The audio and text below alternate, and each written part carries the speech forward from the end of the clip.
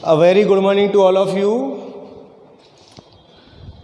श्री गायत्री शिक्षा निकेतन विद्यालय की ऑनलाइन क्लासेज में आपका स्वागत है। आप लोग सही पढ़ रहे हैं मैथ। देखिए दोस्तों, लास्ट लेक्चर में मैंने आपकी एक्सरसाइज नंबर 14 को एंड किया था और आपसे रिवाइज करने की मैंने पहले भी बोला था और आज ही बोल रहा हूँ। सारी एक्सरसाइज जो मैंने ऑनलाइन में आपको कंप्लीट की है उन सब का आप रिवाइज करते रहें, जिससे आप बेटर हो जाओ। तो आज के लेक्चर में मैं शुरुआत करूंगा एक्सरसाइज नंबर 16, जिसका नाम है प्रॉपर्टी। हिंदी में बोलते हैं प्रायिकता। सबसे ज़्यादा इंटरेस्टिंग एक्सरसाइज है ये, जिसमें बोरियत तो बिल्कुल नहीं है, केवल माइंड ही माइंड का काम है। दिमाग इसमें आपको अच्छे से लगाना होता है। लास्ट आपने एक्सरसाइज नंबर 14 क्लास 11 जहाँ पर प्रॉपर्टी को आपने पढ़ा है, वहाँ आपने बहुत कुछ उसके अंदर पढ़ चुके हो। आज जब आप क्लास 12th में हो तो उन्हीं टॉपिक्स से कुछ रिलेटेड यहाँ पर आपको देखने को मिलेगा। मैं आपसे पूर्व में बता देता हूँ, आप कक्षा 11 में जो आपने प्रायिकता पढ़ा है उसको एक बार अपने आप से रिवाइज कर लें, जिससे आपको कक्षा 12 में आज जो मैं पढ़ा रहा हूँ इसमें आपको कोई समस्या नहीं आएगी। प्रॉपर्टी प्रायिकता। प्रायिकता का मतलब क्या होता है कि किसी चीज को प्राप्त करने की जो जितनी चांस होते हैं, अवसर होते हैं, उन अवसर्स को हम प्रायिकता में दिखाते हैं। प्रायिकता मतलब परसेंटेज में दिखाना, या उसको प्रायिकता होती है हमारे पास किसी चीज़ को प्राप्त करने की 100% प्रायिकता होती है, उसको बोलते हैं 1। तो एक के लगे बंधे अगर हमारी प्रायिकता है तो हम कहें 100% प्रायिकता है, और अगर हमारे उसको प्राप्त करने के अवसर कम हैं तो वो प्रायिकता 1 से कम होगी। और हमारी उस चीज़ को प्राप्त करने की जो अवसर हैं बिल्कुल भी नहीं है, अर्थात अवसर 0 हैं, तो प्रायिकता क्या आएगी? 0। प्रायिकता कभी 0 से कम अर्थात ऋणात्मक नहीं हो सकती। प्रायिकता कभी 1 से ज़्यादा अर्थात आप समझ रहे हो 1 से ऊपर नहीं हो सकती है। प्रायिकता का मान सदैव 0 और 1 के बीच में होता है, और 0 भी हो सकता है और 1 भी हो सकता है। आपको ये नॉलेज पूर्व में सर ने दी होगी जहां आप कक्षा 11 में पढ़े होंगे। प्रायिकता से संबंधित कुछ महत्वपूर्ण चीज़ें प्रॉपर्टी के अंदर आपने 2 एक्सरसाइज का उपयोग और है इसमें। एक तो परम्यूटेशंस जो आपने कक्षा 11 में पढ़े हैं। परम्यूटेशंस को हिंदी में बोलते हैं क्रमचय, एंड कॉम्बिनेशंस को हिंदी में बोलते हैं संचय। इन दोनों चीज़ों का प्रायिकता में बहुत योगदान है। आपको छोटी मोटी चीज़ें प्रायिकता में आनी चाहिए, जैसे मैं बता दूं अब आपको नॉलेज वहाँ पर आप घर पर दिमाग लगाएं कि एक सिक्का होता है, उसको एक बार उछालने पर आपको क्या क्या परिणाम प्राप्त होते हैं आप इजीली जानते हैं। सिक्के पर हेड और टेल होते हैं। हेड को हम शॉर्ट में एच से डिनोट करते हैं और टेल को शॉर्ट में टी से व्यक्त करते हैं। इस प्रकार से एक सिक्के को एक बार उछालने पर आपको या तो हेड प्राप्त होगा या टेल प्राप्त होगा। तो जितनी भी संभावनाएं होती हैं उसको मंजिला कोष्ठक में लिखना उस घटना से संबंधित समष्टि कहलाता है। क्या कहलाता है? समष्टि। समष्टि को हम एस से व्यक्त करते हैं। किसी भी घटना से संबंधित समस्त परिणामों को मंजिला कोष्ठक में कॉमा लगाकर रोस्टर रूप बोल सकते हो आप। कक्षा 11 में ही एक्सरसाइज 1 में आपने रोस्टर रूप पढ़ा है। किसी घटना से संबंधित परिणामों को मंजिला कोष्ठक में कॉमा लगा कर लिख दिया जाता है तो वो क्या बन जाती है? समष्टि। घटना से संबंधित समष्टि कहलाती है। यथासंभव जितने भी परिणाम प्राप्त होते उनको, जैसे अभी मैं आपको बताऊं, आपको पूर्व नॉलेज देना जरूरी है इस प्रश्नावली की। बिना नॉलेज के आप इस एक्सरसाइज में आगे नहीं बढ़ सकते हैं। तो फिर भी मैं एक उम्मीद आपसे किए हुए हूँ, जिससे कि आप कक्षा 11 में जो प्रायिकता में आप लोगों ने पढ़ा है उसको आप एज इट इज यूज करें कक्षा 12 में इस प्रश्नावली 16 के अंदर जो प्रायिकता है। मैं अब आपको और एग्जाम्पल दे रहा हूँ समष्टि का। मान लीजिए एक पासा है। क्या है? एक पासा। पासा आप जानते हैं, आपने लूडो खेला है, उसमें जो होता है 1 से लेकर 6, उस लूडो में जो खेलने के लिए स्टिकर होता है, स्ट्राइकर होता है, कुछ भी बोल सकते हो आप उसको हम पासा बोलते हैं। उस पासे में आपने देखा है 1 से लेकर 6 तक अंक होते हैं। तो किसी पासे को उछालने पर प्राप्त कुल परिणाम कितने हो सकते हैं, वही क्या कहलाती है? समष्टि। या तो 1 हो सकता है, या 2 हो सकता है, या 3 हो सकता है, या 4 हो सकता है, या 5 हो सकता है, या 6 हो सकता है। ये आपको नॉलेज होनी चाहिए। मैं आपको फिर से नॉलेज दे रहा हूँ, ठीक है।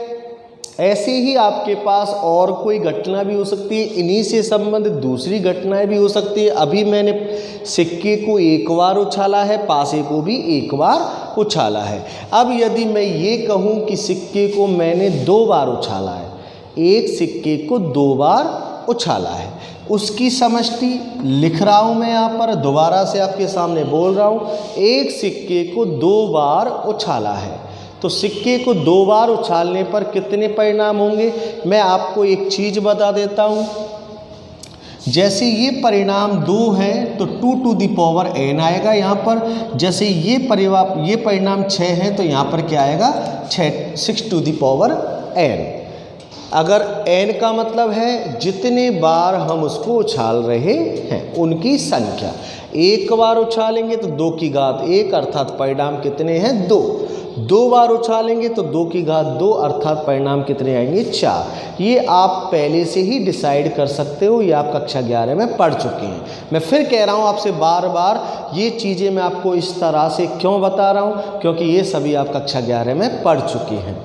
इसके बाद का जो पढ़ाना होगा वो मैं बाद में लूँगा, पहले ये समझा रहा हूँ। ओके, दोबारा से तो आपको ये पता चल गया कि 2 बार उछाल रहे हैं अब सिक्के को, तो परिणाम कितने आएंगे? 2 की घात 2 अर्थात 4 आएंगे। वो होंगे कैसे वो देखिए। पहली बार सिक्के को उछाला तो हेड आया, दूसरी बार भी उछाला तो मान लीजिए हेड आया। तो इस तरह से लिख दीजिए, क्योंकि 2 बार उछालने के परिणाम है ये H, H। हो सकता है दूसरी बार में टेल आए, पहली बार में तो हेड फिक्स कर दिया। हो सकता है पहली बार में टेल आए, दूसरी बार में हेड आए, और ये भी हो सकता है कि पहली बार में भी टेल आए और दूसरी बार में भी टेल आए। इस तरह से 1 2 3 4 4 परिणाम आते हैं जब सिक्के को 2 बार उछालते हैं। ऐसे बोल लो कि सिक्के को 2 बार उछाल ले हैं, ऐसे बोल लो कि 2 सिक्कों को 1 बार उछाल रहे हैं, बात एक ही है। एक सिक्के को 2 बार उछालना या 2 सिक्कों को 1 बार उछालना, बात एक ही है, परिणाम आपके सामने है। इसको आप इस तरह से भी समझ सकते हो। ट्री स्ट्रक्चर, ट्री स्ट्रक्चर क्या होता है? ट्री स्ट्रक्चर से आप समझने की कोशिश करें, प्रयास करें कि इसको ट्री स्ट्रक्चर से कैसे समझ सकते हैं इन परिणामों को। मान लीजिए एक सिक्का है आपके पास, इस सिक्के को आप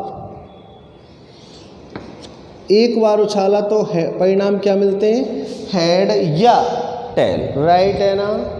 उसके बाद आप हेड आएगा तब भी उसको दूसरी बार उछालोगे, और टेल आएगा तब भी आप उसको दूसरी बार उछालोगे। ये दूसरी बार उछालने के लिए दूसरी शाखा चालू कर दी।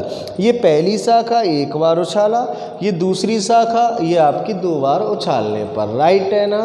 तो हेड आने पर भी मैं उसको दूसरी बार उछालता, टेल आने पर भी मैं उसको दूसरी बार उछालता, तो H या T ही आता, H या T ही आता। इस प्रकार से आप देख सकते हो शाखा बाई शाखा। ये शाखा चली H और H, H, H, ये शाखा चली H के साथ T, H, T, ये शाखा चली T से लेकर H तक, T, H, ये शाखा चली T, T से T तक, राइट है ना। समझ में आया आप लोगों के? इससे भी आप सीख सकते हो। अभी मान लो इसी में मैं आपके लिए आगे बढ़ जाऊं,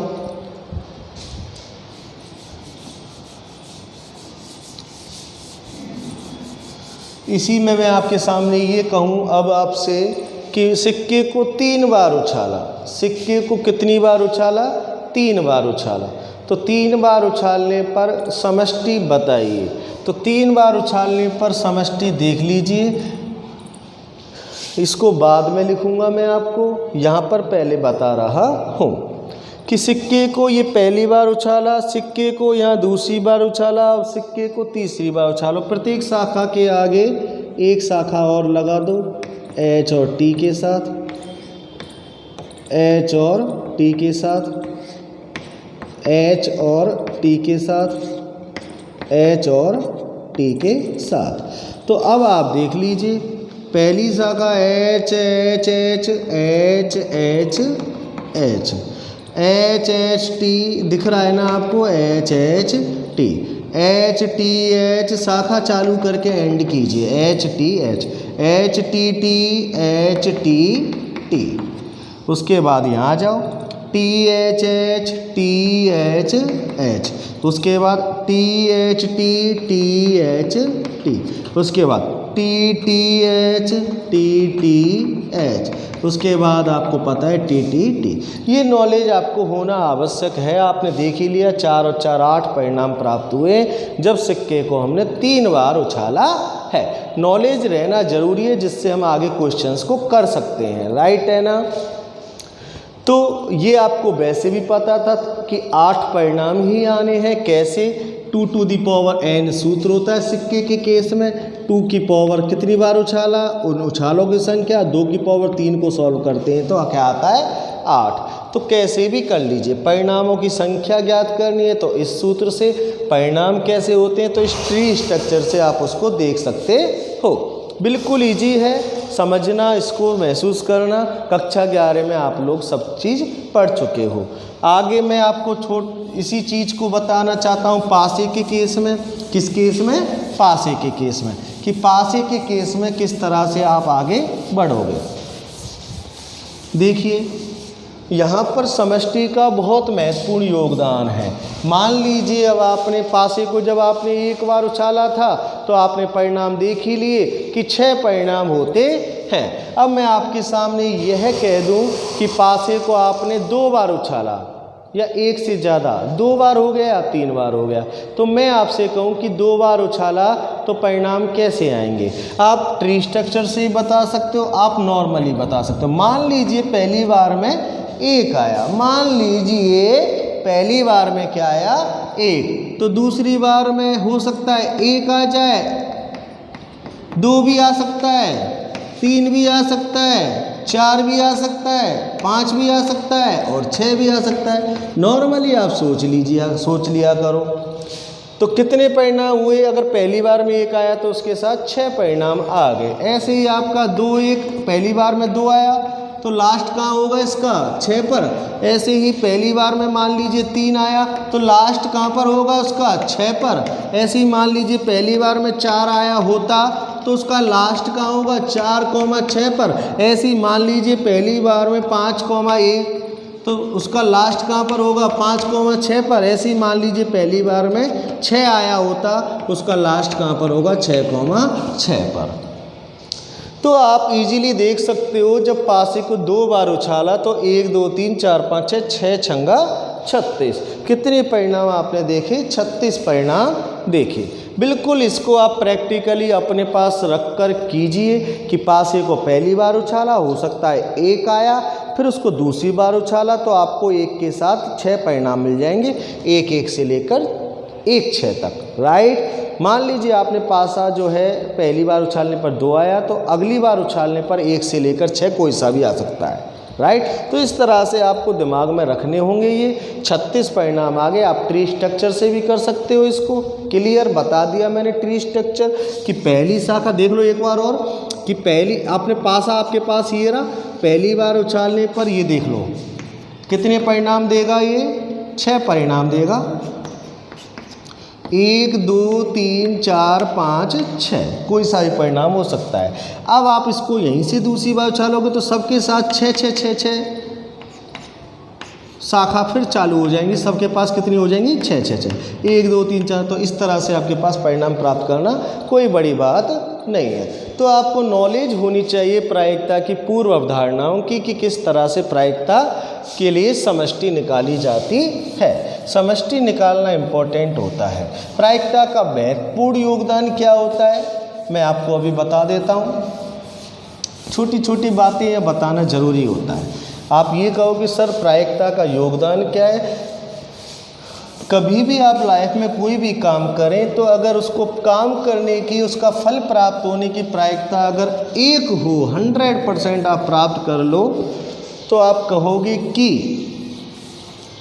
ये काम सही है। और अगर उसको आप देख लो चेक करके कि इसकी प्राप्त होने की संभावना बहुत कम है, 50% संभावना भी अगर हमें फल प्राप्त होने की हो तो भी हम कर लेते हैं। जैसे जनरली आप कभी घर पर खेलते होंगे कि सिक्के को उछालने का खेल, हेड आया तो तेरा, टेल आया तो मेरा। आपने देखा होगा, हेड आया तो तेरा, टेल आया तो मेरा। क्यों खेल लेते हो आप उस गेम को? इसीलिए खेल लेते हो क्योंकि दोनों तरफ आधा आधा चांस है। सही है ना? अगर पूरा ही चांस हो कि हाँ भाई हेड ही आएगा तो क्यों खेलोगे उस गेम को? सामने वाला ये सोचेगा टेल वाला मैं तो हारूंगा ही हारूंगा। ये प्रायिकता का पूर्व दृष्टिकोण होता है जिसकी वजह से ही आप ये डिसाइड कर लेते हो कि यह चीज़ हमारे लिए सूटेबल है। राइट है ना? समझ में आया कि आप सिक्के का गेम क्यों खेलते हो। अगर चलो ठीक है सिक्के का गेम आपने देख लिया, अब मान लो पासे पर गेम है। अभी आपसे कोई बंदा यह कहे कि वैसे आपको पता है पासे पर क्या प्राप्त होता है 1 से लेकर 6 तक। अभी कोई बंदा आपसे यह कहे कि सम आए तो तेरा और विषम आए तो मेरा, तो बिल्कुल सही बात है। दोनों प्राप्त होने की संभावनाएं कितनी होती हैं? 50-50% होती हैं, अर्थात आधी आधी प्रायिकता होती है। कह सकते हो आप कि 3 ही तो सम होते हैं, 2, 4, 6 और 3 ही होते हैं विषम, 1, 3, 5। तो कोई बात नहीं, सब दोनों के पास चांस बराबर है और आप खेलते हो उस गेम को। अभी आपसे कोई बंदा यह कह दे कि 1 और 2 आए तो तेरा, 3, 4, 5, 6 आए तो मेरा, तो आप तुरंत मना कर दोगे यार ये कोई तरीका हुआ, तेरे पास तो 4 अंक मेरे पास 2 अंक। नहीं कहोगे ना, उस गेम को नहीं खेलोगे। क्यों नहीं खेलने होते हैं आप उस गेम को फिर? क्योंकि आपके पास जीतने की संभावना कम होती है। कितने अंक है जीतने के लिए? 2 अंक। 1 और 2। हारने के लिए कितने अंक हुए आपके पास? 3, 4, 5, 6 अर्थात 4 अंक हुए। तो समझते हो ना आप लोग, प्रायिकता का जीवन में बहुत योगदान है। आप बिल्कुल उससे समझने की कोशिश करें। गणना का एक आधारभूत सिद्धांत भी होता है। जैसे मैं कहूँ एक आधारभूत सिद्धांत है कि अगर कोई घटना m तरीके से और अन्य घटना n तरीके से होती है तो दोनों घटनाएं मिलकर m गुणा n तरीकों से होती है। ये भी एक आधारभूत सिद्धांत है जो प्रायिकता का पूर्व दृष्टिकोण है। m गुणा n, मैं दोबारा बोल रहा हूँ, अगर मान लो कोई घटना m तरीकों से घटित हो सकती है, कोई अन्य घटना n तरीकों से घटित हो सकती है, तो दोनों घटनाएं मिलकर कितने तरीकों से घटित होंगी? डिफरेंट वे में। कितने तरीकों से होंगी? m गुणा n तरीकों से घटित होंगी। अभी आपके समझ में नहीं आ रही होगी ये चीज़, अभी मैं आपको एक बढ़िया सा एग्जाम्पल देकर समझाता हूँ। सुने सभी, मान लीजिए आप पैंट शर्ट खरीदने गए मार्केट में। क्या खरीदने गए आप एक बॉय हो और पैंट और शर्ट खरीदने गए। आपके पास कुछ भी नहीं है पहनने के लिए बढ़िया, जिसको पहन के आप स्कूल में अच्छा सा इम्प्रेशन जमा पाएँ। ऐसा आपके पास कुछ भी पहनने के लिए नहीं है और आप अपने पेरेंट्स को लेकर परचेज करने शोरूम गए।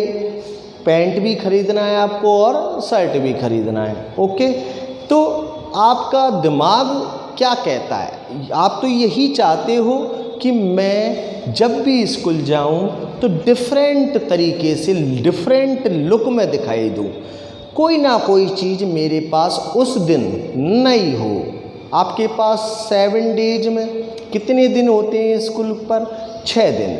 सोमवार से लेकर शनिवार, अर्थात 6 दिन आपको 6 नए लुक में दिखना है। इमेजिन करो, 6 दिन आपको 6 नए लुक में दिखना है। ओके, तो आप मम्मी पापा से कितने शर्ट और पैंट की डिमांड करोगे? नॉर्मल क्वेश्चन है, अब आप बताइए। बस आपको डिफरेंट लुक में दिखना है। किस में दिखना है? डिफरेंट लुक में। तो आप मम्मी पापा से कितने पैंट और कितने शर्ट खरीदने के लिए बोलोगे जिससे आपका डिफरेंट लुक दिखे उन 6 दिनों में जब आप स्कूल जाओ? बोलिए अब आपके सामने आंसर। ये गणना का आधारभूत सिद्धांत है। आप चल तो दिए, तो क्या आप 6 अलग अलग ड्रेस लोगी? अब 6 अलग अलग ड्रेस होंगी। ड्रेस का मतलब दोनों से होता है, पैंट और शर्ट से। तो 6 अलग अलग ड्रेस लोगे तो फिर तो आपको नॉर्मल सा मिल गया आंसर, 6 पैंट लूँगा और 6 शर्ट लूँगा। जबकि आपको ये पता ही नहीं है कि 6 पैंट और 6 शर्ट से तो आप 36 लुक दिखाई दे सकते हैं। आपको कितने लुक दिखाई दे सकते हैं? 36 लुक। आपको नॉलेज नहीं है, लेकिन आप जब प्रायिकता पढ़ते हो तो आपको नॉलेज मिल जाती है कि 6 पैंट और 6 शर्ट खरीदने से तो आपको 36 लुक मिलेंगे। वो मैं बता दूंगा आपको किस तरह से, जब मैं आपको छोटी सी चीज़ बताऊंगा। अभी आपके पास पैसे भी नहीं है इतने जो 6 पैंट और 6 शर्ट खरीद लो। ये मान लीजिए आप इतने पैसे भी नहीं है, तो घर वाले तो परेशान। तो इसका सॉल्यूशन कौन देता है? प्रायिकता। इसका सॉल्यूशन कौन देता है? प्रायिकता। आपकी भी पूर्ति हो जाए और उनका पैसा भी बच जाए। तो पूर्ति कैसे होगी और पैसा कैसे बचेगा, ध्यान दीजिए आप लोग। 6 दिन हैं आपके पास, उन 6 दिनों के लिए आप 2 पैंट और 3 शर्ट खरीद लो। 6 लुक मैं दिखा दूंगा आपको। या 3 पैंट और 2 शर्ट खरीद लो, 6 दिन मैं दिखा दूंगा आपको। 6 डिफरेंट लुक मैं दिखा दूंगा आपको। देखिए कैसे दिखेंगे 6 डिफरेंट लुक। मान लीजिए आपने पैंट को P से डिनोट कर दिया, 3 पैंट खरीदिए, P1 P2 P3, और 3 शर्ट खरीद ली। शर्ट को हमने S से 2 शर्ट को हमने S से शो कर दिया, S1 और S2। 3 पैंट और 2 शर्ट खरीद लिए आप लोगों ने, ठीक है। तो मान लीजिए आप तैयार हुए सुबह स्कूल के लिए। तो पैंट पहनने के कितने ऑप्शन हैं आपके पास? 3 ऑप्शन, या तो P1 या P2 या P3। जब पैंट कोई सा भी पहन लोगे आप तो शर्ट कितनी रहेंगी आपके पास ऑप्शन में? या तो S1 या S2, या तो S1 या S2, या S1 या S2। देख लीजिए, मिला लीजिए। यहाँ से क्या मिला मुझे? P1 S1। यहाँ से क्या मिला? P1 S2। यहाँ से क्या मिला? P2 S1। यहाँ से क्या मिला? P2 S2। यहाँ से क्या मिला? P3 S1। यहाँ से क्या मिला? P3 S2। तो 6 लुक हो गए ना, 1 2 3 4 5 6। ये 6 डिफरेंट लुक ही तो है। कितना मिनिमम खर्च करना पड़ा आपको? केवल 3 पैंट खरीदने पड़े और 2 शर्ट खरीदने पड़े। या ऐसा भी हो सकता था 2 पैंट लिखकर 3 शर्ट लिख देते आप, कोई दिक्कत तो नहीं होती आप लोगों को। ये आप में से कितने लोग नहीं मान रहे कि ये डिफरेंट लुक है? मैं बता देता हूँ। आपने पहले दिन पहला पैंट पहना, उन पर क्लिक आपने मार्कर से साइन कर दे 1 है ये। पहले दिन पहला पैंट पहना, पहले टाइप का, और पहले टाइप की शर्ट पहन ली। पहले टाइप का ही पैंट अगले दिन पहन लिया, कोई बात नहीं, लेकिन शर्ट तो सेकंड हो गई, शर्ट तो दूसरी हुई, लुक तो बदला आपका। पहले आपने कोई और शर्ट पहनी थी, आज आपने कोई और शर्ट पहनी है, तो लुक तो बदला, पैंट बेशक सेम है। अब नेक्स्ट डे आपने क्या दूसरा कोई पैंट पहना, तीसरे दिन बुधवार को, सोमवार मंगलवार बुधवार को आपने कोई दूसरा पैंट पहना है। शर्ट तो आप कोई सी भी चल जाएगी, लेकिन पैंट तो नया है ना। उस नए पैंट के साथ आपने शर्ट दूसरी पहनी, तो एक नया लुक होगा ना। ये महसूस कीजिए आप इसको, एक नया लुक हुआ। ये भी एक नया और ये भी एक नया लुक है। सभी 6 लुक आपके नए हैं, जिसके लिए आपको मिनिमम खर्चा करना पड़ा केवल 3 पैंट 2 शर्ट खरीदे, या 2 पैंट 3 शर्ट खरीदे, और 6 दिन की आपका मिनिमम खर्चा प्राप्त आपने कर लिया। समझ में आया आप लोगों की? आपको 6 दिन 6 डिफरेंट लुक चाहिए था, तो क्या आपने 6 पैंट और 6 शर्ट खरीदने की आवश्यकता पड़ी? नहीं। ना घर वालों को धोखा दीजिए, ना खुद को धोखा दीजिए। घर वालों का पैसा भी बचाइए, ये प्रायिकता का पूर्व अवधारणा होती है। जहाँ पर आपको दिखता है आप दिमाग लगाते हो कि इस तरह से आपको सेलेक्ट कर लेना है। तो इस तरह से प्रायिकता हमें बहुत सारी अच्छी अच्छी चीज़ें बताती है, आपकी पूर्व नॉलेज को बढ़ा देती है कि कोई भी काम कर रहे हो उसकी पूर्व नॉलेज क्या है। पूर्व नॉलेज प्राप्त करके आप अपना पैसा बचा सकते हो और आप अपने चांस बढ़ा सकते हो। यही प्रायिकता का मूल सिद्धांत होता है। प्रायिकता वास्तव में बहुत इम्पोर्टेंट थिंग होती है, जिसकी वजह से आप अपने किसी भी काम को पूर्ण अच्छे तरीके से कर सकते हो। यही प्रायिकता का मूल सिद्धांत होता है। चलिए अब हम आते हैं, आपको नॉलेज है ऐसी उम्मीद करता हूँ, थोड़ी सी नॉलेज मैंने दी, इसकी भी आप ध्यान रखें। अब आपका मैं स्टार्ट करता हूँ प्रायिकता एवं प्रायिकता बंटन। इस एक्सरसाइज का नाम है, मैं इसको अगर चाहूँ तो पूरा भी लिख सकता हूँ, प्रायिकता एवं प्रायिकता बंटन, लेकिन मैंने शॉर्ट में लिख दिया प्रायिकता। ओके, कोई बड़ी बात नहीं है। प्रायिकता में सबसे पहली थिंग है सप्रतिबंध प्रायिकता। बिल्कुल आप इसको टॉपिक को लिखेंगे सप्रतिबंध प्रायिकता, ये टॉपिक है। सबसे पहले प्रायिकता में सप्रतिबंध प्रायिकता क्या होती है आपके सामने। नाम से प्रतीत हो रही है प्रतिबंध सहित प्रायिकता। नाम से क्या प्रतीत हो रही है? प्रतिबंध सहित प्रायिकता। मैं यहाँ पर लिख रहा हूँ कुछ, उसको समझने की कोशिश करें। अच्छी चीज़ है, बेशक ये है सामने पढ़ने की ज़्यादा है, क्योंकि बच्चे के क्वेश्चंस ज़्यादा पुटअप होते हैं, लेकिन फिर भी मैं क्या कर सकता हूँ, ऑनलाइन है, एक्सरसाइज 16 के चांस ज़्यादा थे, सभी बच्चों ने इसके लिए ज़्यादा कहा था मुझसे कि इसको शुरुआत करो, इसलिए मैंने यह शुरुआत कराई है। एक्सरसाइज 15 जो है वो ग्राफ की है, आप मेरे सामने होंगे ग्राफ पेपर के साथ, तब मैं इसको स्टार्ट कर पाऊंगा एक्सरसाइज नंबर 15 को, इसलिए उसको छोड़ दिया है बीच में। वो ग्राफ पेपर पर होगी और ग्राफ पेपर पर उसको करना मैं सामने से ही सिखा पाऊंगा आपको बेटर, शायद ऑनलाइन उसको नहीं सिखा पाऊंगा, इसलिए एक्सरसाइज 15 को बीच में रोक दिया है, एक्सरसाइज 16 को चालू किया है। तो सप्रतिबंध प्रायिकता, घटना ए की उस प्रायिकता को सप्रतिबंध प्रायिकता कहते हैं। सप्रतिबंध प्रायिकता कहते हैं जबकि घटना बी घटित हो चुकी हो।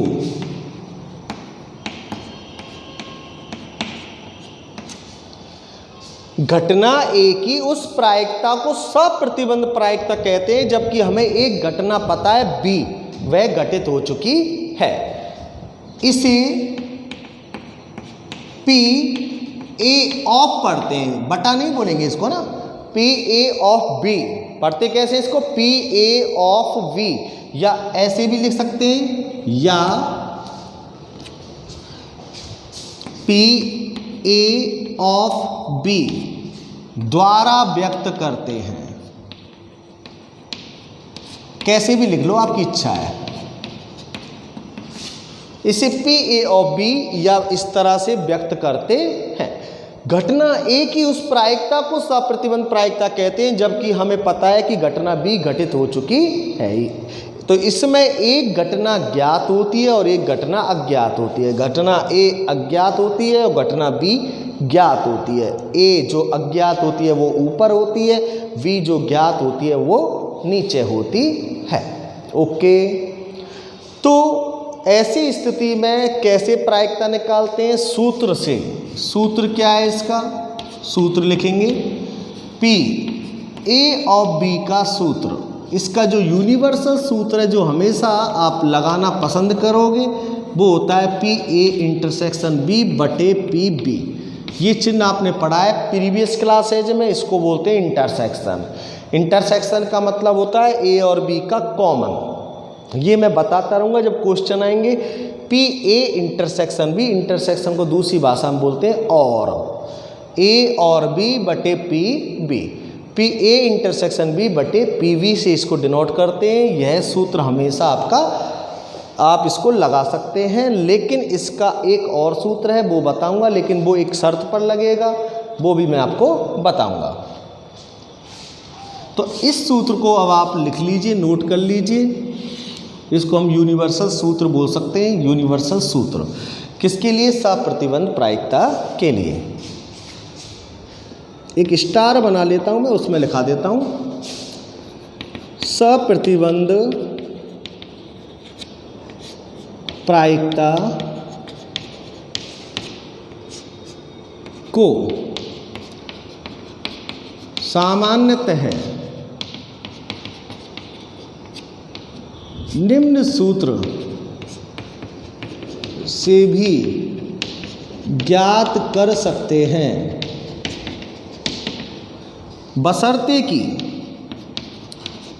बशर्ते की समष्टि के सभी अवयवों की प्रायिकता समान हो। हाँ, एक कंडीशन होती है उसमें, सप्रतिबंध प्रायिकता को सामान्यतः निम्न सूत्र से भी ज्ञात कर सकते हैं, बशर्ते, मतलब एक कंडीशन है, शर्त है कि समष्टि जो होगी आपकी एस, पूरी घटना की जो समष्टि आप पहले से निकाल लोगे, उसके अंदर के जो सभी अवयवों की प्रायिकता अगर आपको लगे कि समान है, तो आप नीचे दिए गए सूत्र को भी प्रयुक्त कर सकते हो, जो मैं अब लिख रहा हूँ आपके सामने। पी ए ऑफ बी बराबर एन ए इंटरसेक्शन बी वटे एन वी। एन क्या बीमारी आ गई? पी तो आप जानते हैं प्रायिकता होती है, एन क्या होता है ये बताना है। जहां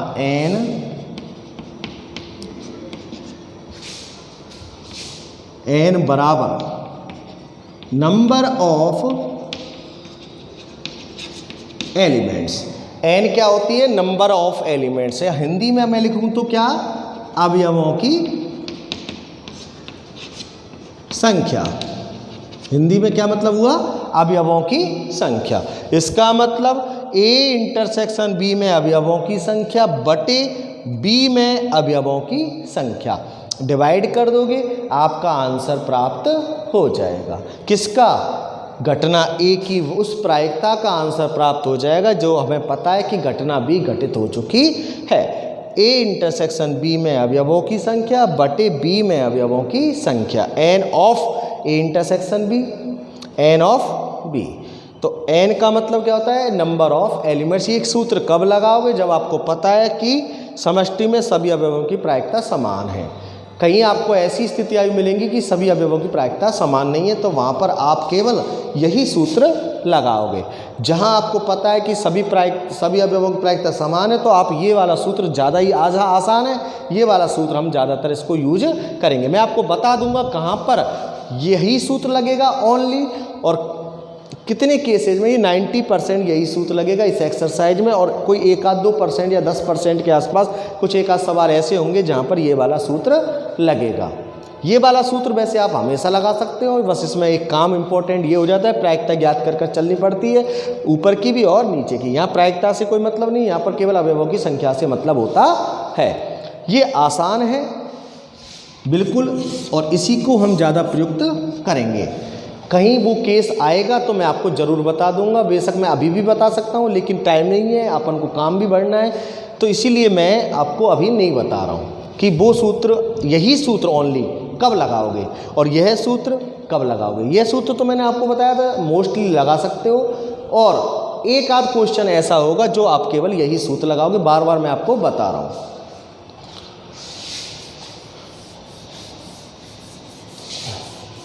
तो सप्रतिबंध प्रायिकता का सूत्र मैंने आपको लिखाया, और आप आसानी से इसको याद कर सकते हो, और इसका जो क्वेश्चंस हैं उसमें उपयोग करना आपको मैं अभी सिखा दूंगा। जब मैं आपको क्वेश्चन लूँगा इस प्रश्नावली के, वहाँ पर मैं आपको ये सूत्र का उपयोग करना सिखा दूंगा कि किस तरह से सूत्र का उपयोग किया जाता है। बस आप आराम से अच्छे से समझने की कोशिश करें। जैसे आपको अब प्रायिकता निकालना और सिखा देता हूँ। जैसे कोई घटना है कि पासे को उछाला, तो पासे को उछालने पर समष्टि कैसी होगी, इस तरह से होगी। तो एक नॉर्मल सी घटना है, इसमें आप इसी सूत्र को लगा लेना जब आपको पूछा जाए ए और बी के बारे में बताए, ठीक है। और आपको ये भी पता होना चाहिए कि सभी अवयवों की प्रायिकता क्या है। कितने परिणाम है दोस्तों, 6। तो सभी अवयवों की प्रायिकता क्या है, 1/6, 1/6, 1/6, 1/6, 1/6, 1/6, 1/6। ओके, याद रखना ये चीज़ें छोटी छोटी चीज़ें हैं। 6 परिणाम है तो सभी की प्रायिकता क्या है, समान है, कोई सा भी कभी भी प्राप्त हो सकता है। सबकी प्रायिकता क्या है, 1/6। कोई सिक्का उछाला, कोई सिक्का उछाला तो क्या देगा, H या T। तो आपको ये भी पता है कि 2 परिणाम है तो दोनों की प्रायिकता समान है। क्या क्या, 1/2, 1/2, 1/2, 1/2। टोटल प्रायिकता 1 होती है समष्टि की। इसकी प्रायिकता 1/6 को 6 बार जोड़ेंगे तो 1 ही आएगा, इसको भी 1 ही आएगा। 1 का ही डिवाइड होता है, 1 की डिवाइडेशन कितनी है, 6, तो 1/6। 1 का डिवाइडेशन कितने है, 2, तो 1/2, 1/2। ऐसे आप याद रख सकते हो सबकी प्रायिकताएं निकालना।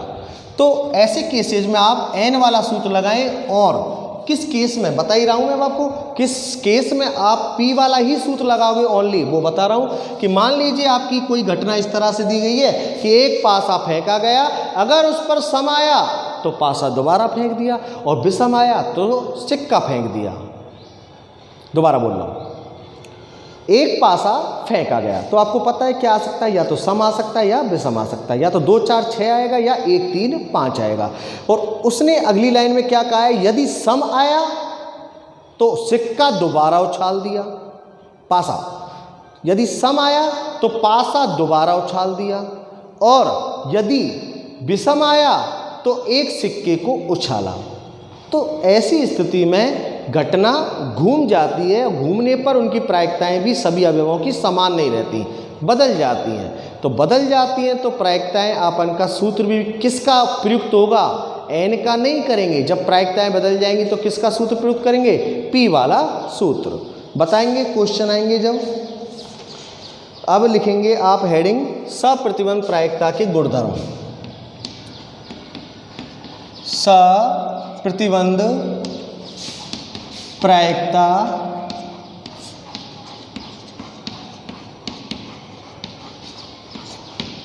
के गुणधर्म, कि सप्रतिबंध प्रायिकता के कौन कौन से गुणधर्म होते हैं। पहला गुणधर्म है P, S ऑफ B कर लो या P B ऑफ B कर लो, इसका मान क्या होता है, 1 होता है। S के बारे में आप जानते हैं, एक समष्टि होती है। B के बारे में आप जानते हैं, एक घटना होती है, उसके अंतर्गत, किसके अंतर्गत, समष्टि के अंतर्गत। अगर ये कभी आ जाए तो इसका मान क्या होता है, 1 होता है। यह आप अपने दिमाग में नोट कर लें। आप ये चाहते हो सर इसका स्पष्टीकरण दीजिए, तो मैं इसका स्पष्टीकरण दे देता हूँ कि कैसे 1 होता है।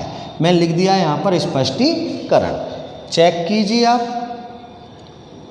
PS ऑफ B को सूत्र लगाइए, A ऑफ B वाला। क्या सूत्र होता है, ये होता है, बताइए। A इंटरसेक्शन B अर्थात S इंटरसेक्शन B, A की जगह S है ना, तो PS इंटरसेक्शन B बटे क्या आता है दोस्तों, PB। PS ऑफ B का सूत्र A ऑफ B की तरह लगाया तो PS इंटरसेक्शन B बटे PB। S A की तरह कार्य कर रहा है। वैसे आप जानते हैं S क्या होती है, समष्टि, और B क्या होती है, उसके अंतर्गत होने वाली एक छोटी मोटी घटना। B होता है वो S के अंतर्गत से ही प्राप्त होता है। S बड़ा होता है, बाप होता है, B होता है उसका बेटा, उसी के अंदर से, राइट, ध्यान रखना। सोचिए अब आप खुद ही कि S समष्टि है, उसी के अंदर B मिला है, तो उनका इंटरसेक्शन क्या होगा, B ही होगा। बटे में कौन है दोस्तों, V। PB और बटे PB का मान क्या होता है, 1। आ गया ना 1। अच्छा, ये समझ में नहीं आया आपके, आई थिंक मैं दोबारा समझा रहा हूँ कि S एक समष्टि होती है, B उसी के अंदर से घटना होती है। जैसे मैं बताऊँ, S में मान लो कि पासा उछाला, तो पासा उछाला तो क्या आया। B में मान लो कि सम आया, तो इसी के अंदर से तो आया।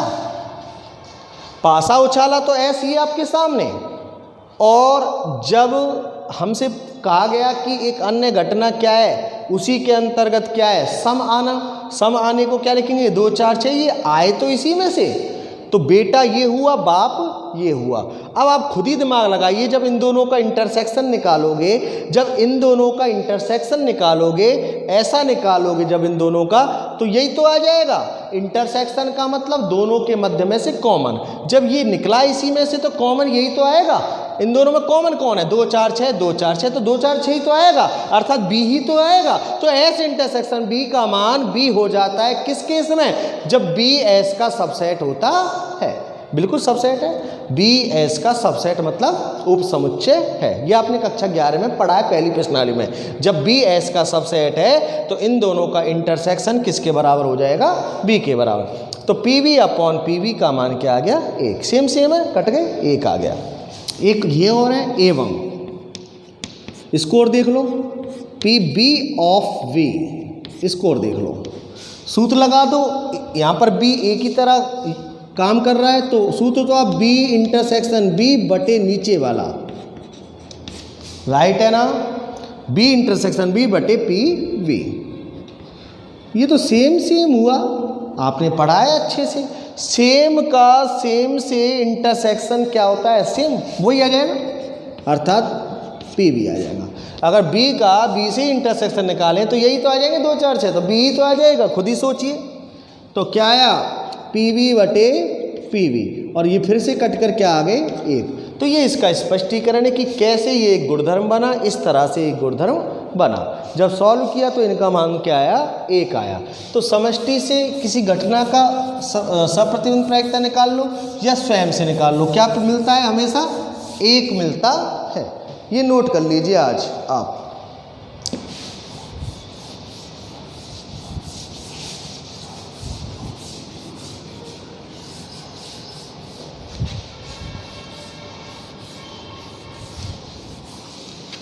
ये गुणधर्म नंबर फर्स्ट था। अब गुणधर्म नंबर सेकंड देखोगे आप लोग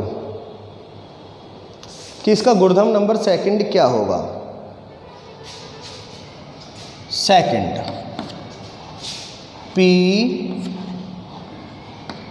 ए बार ऑफ वी बराबर 1 minus P A of we.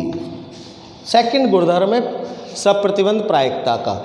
यहाँ पर ए के ऊपर बार लगा हुआ है। बार का मतलब क्या होता है, आपको नॉलेज होनी चाहिए। मैंने आपको पहले भी बताया था, कक्षा 11 के जो भी आपने पढ़ा है टॉपिक, उनकी नॉलेज होनी चाहिए। फिर भी मेरी कोशिश ये रहेगी, अगर नॉलेज ना भी हो तो मैं कोशिश करूँगा आपको नॉलेज देने की। आपके पास समष्टि है, समष्टि में से एक घटना ए है तो दूसरी घटना निश्चित है क्या हो सकती है, ए बार हो सकती है। ए और ए बार मिलकर कौन बनाता है, एस। आप भी जानते पहले एस ना हुआ होकर आपके पास क्या होता था, इस तरह का होता था। याद कीजिए, यू फॉर यूनिवर्सल। उस यूनिवर्सल सेट में से अगर ए एक घटना हो जाती थी तो ए बार क्या है, इसकी कौन सी घटना हो जाती थी, ए बार अपवर्जी घटना, ए की अपवर्जी घटना।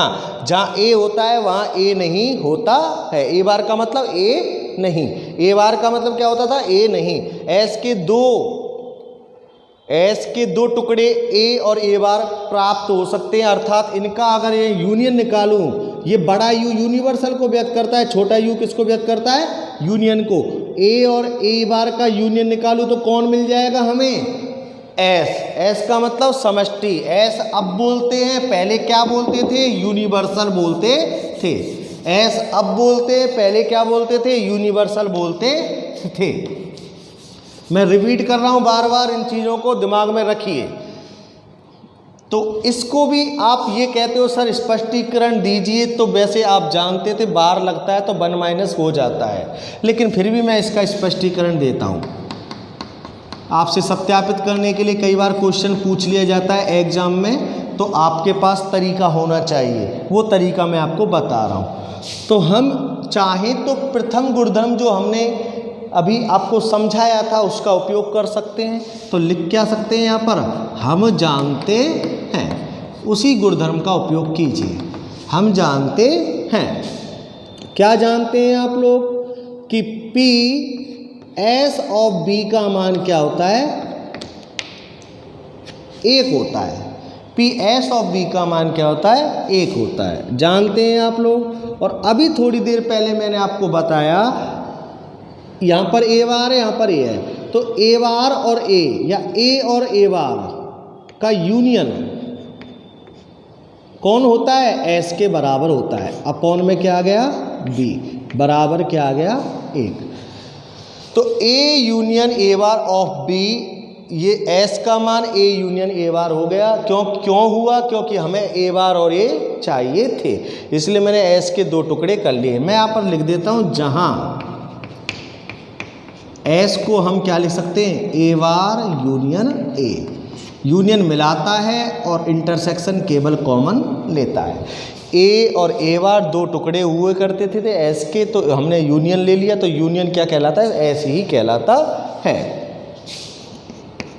और आपने यूनियन का सूत्र पढ़ा है, आपने यूनियन का सूत्र पढ़ा है। दोनों को अलग कर सकते हैं हम, P A of B plus P A bar of B, एक सूत्र और आता है माइनस का P A intersection A bar upon B, बराबर में क्या हो गया दोस्तों, 1 हो गया ना। अरे ए यूनियन बी का सूत्र नहीं पढ़ा आपने, ये लिख लो, अब आप नहीं पढ़ा है तो। पी ए यूनियन बी का सूत्र क्या होता है, P A plus P B minus का पी ए इंटरसेक्शन बी। ये आपने पढ़ा है पहले और उसी का उपयोग कर लिया है मैंने। यहाँ पर यूनियन ही तो है, पी ए यूनियन बी का सूत्र होता है P A plus P B minus P intersection B, वो मैंने यहाँ पर उपयोग कर लिया है। ए यूनियन ए बार है तो इसका सूत्र क्या हो गया, पी ए बी तो है ये नीचे, प्लस पी वी, बी का मतलब ए बार है, तो पी ए बार और बी हो गया, minus P A intersection A bar हो जाएगा, ए इंटरसेक्शन ए बार, वो वाला सूत्र यहाँ पर प्रयुक्त कर दिया। चूँकि ए इंटरसेक्शन ए बार क्या हो जाएगा, भूलना नहीं है दोस्तों, पुरानी नियमों को बिल्कुल नहीं भूलना है। ए और ए बार का इंटरसेक्शन क्या हो जाएगा, 5, क्या हो जाएगा 5, 5 मतलब रिक्त समुच्चय प्राप्त होता है। ए मतलब एक घटना है, ए बार मतलब उसकी अपवर्जी घटना है, अर्थात ए घटित नहीं होना होता है। इसका मतलब इनका अगर इंटरसेक्शन यदि कॉमन ढूंढूं, ए और ए बार में यदि कॉमन ढूंढूं तो कुछ नहीं मिलेगा कॉमन, क्या मिलेगा, रिक्त समुच्चय। और रिक्त समुच्चय की प्रायिकता का मान क्या होता है, 0। ऊपर 5 आ जाएगा तो P5 का मान क्या हो जाएगा, 0। रिक्त समुच्चय की प्रायिकता क्या होती है, 0। जब 0 इसमें प्रयुक्त कर दूंगा तो हमारा क्या रह जाएगा, P A of B plus P A bar of B. आगे क्या हो गया दोस्तों, ये तो 0 हो गया, बराबर में क्या आ गया, 1। और हमें चाहिए किसका मान, P A bar of B का, तो क्या मिल जाएगा, 1 minus P A of B, P A of B. और ये आपका हो गया सत्यापित, यह आपका क्या हो गया, सत्यापित। तो इस तरह से आप स्पष्टीकरण दे सकते हो किसका, जो आप गुणधर्म लिख रहे हो उन सभी गुणधर्म का आप इस प्रकार से स्पष्टीकरण दे सकते हो। तो इस तरह से आप ध्यान रखना, हर चीज़ का कोई बड़ी बात नहीं है, कुछ भी नॉलेज आपको पूर्व होनी आवश्यक है। जैसे ये वाली नॉलेज आपको होनी आवश्यक थी, ए और ए बार की नॉलेज आपको होनी आवश्यक थी।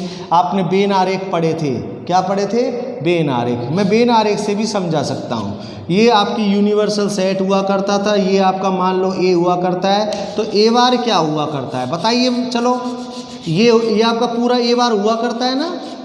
अगर ए ये हो गया तो ए बार क्या हो गया, ये बाकी का ए। यूनिवर्सल में से ए अगर हटा दे तो बाकी के सारे अवयव किसके होंगे, ए बार। तो मैं ये कह सकता हूँ ए और ए बार का यूनियन यूनिवर्सल होगा। यहाँ यूनिवर्सल ना होकर यहाँ पर कौन है हमारे पास, समष्टि। पूरा का पूरा ठेका किसने लिया है, समष्टि ने, ना कि यूनिवर्सल ने। वहाँ आपने यूनिवर्सल सार्वत्रिक समुच्चय पढ़ा था, यहाँ आप क्या पढ़ रहे हो उसकी जगह एस फॉर समष्टि। तो एस के टुकड़े ऐसे हो सकते हैं और ऐसे टुकड़ों को हम इस तरह से 3 हिस्सों में लिख सकते हैं, इसके अकॉर्डिंग। किसके अकॉर्डिंग, इसके अकॉर्डिंग। ये एक सूत्र आपने प्रीवियस में पढ़ा है और आप जानते हैं अगर ए और ए बार का इंटरसेक्शन निकालें, दोनों डिफरेंट होते हैं अवयवों के साथ, ए का कोई अवयव ए बार में नहीं होता या ए बार का कोई अवयव ए में नहीं होता, तो इनका कॉमन निकालते हैं। इंटरसेक्शन का मतलब कॉमन, इनका यदि कॉमन निकालते हैं तो हमेशा क्या मिलता है, फाई, रिक्त समुच्चय। और रिक्त समुच्चय अगर ऊपर फाई है तो पी फाई हुआ एक तरह से, और रिक्त समुच्चय की प्रायिकता क्या होगी, सदैव 0। तो ये प्रायिकता 0 हुई, तो हमारे पास रह गया ये और हमने ये सिद्ध करना था तो हमने इसको अकेला कर लिया, 1 - PF। इस प्रकार से आपका गुणधर्म नंबर 2 सत्यापित होता है और आपके दिमाग में भी आ गया होगा। बहुत कुछ बताना होता है दोस्तों, मैं अभी से आपको बता देता हूँ। आपकी प्रश्नावली नंबर 16 चालू हो गई है। कक्षा 11 की प्रायिकता को ढंग से देखिए, उसमें क्या क्या सर ने आपको बताया उसको अच्छे से समझिए। साथ में एक्सरसाइज नंबर 1 और 2 या 1 को ही मान लो आप, जिसमें आपने समुच्चयों के बारे में ज्ञान लिया था, वेन आरेख के बारे में ज्ञान लिया था, उनके यूनियंस क्या होते हैं, उनके इंटरसेक्शन क्या होते हैं, उनके बार कैसे निकालते हैं, ए नहीं किसे कहते हैं, या इस तरह का कोई सूत्र कैसे होता है, तो इन सभी चीज़ों की आप नॉलेज रखिए। मैं फिर भी कोशिश ये करूँगा कि आपको बताऊँगा, लेकिन अगर आपने पहले से ही नॉलेज ले ली, आपको क्वेश्चंस को करने में कोई समस्या नहीं आएगी। इसी के साथ मैं आज के लेक्चर का एंड करता हूँ। बेटर उम्मीद के साथ अगले लेक्चर को शुरू करूँगा। मैंने जो कहा है उस काम को अवश्य करना आप।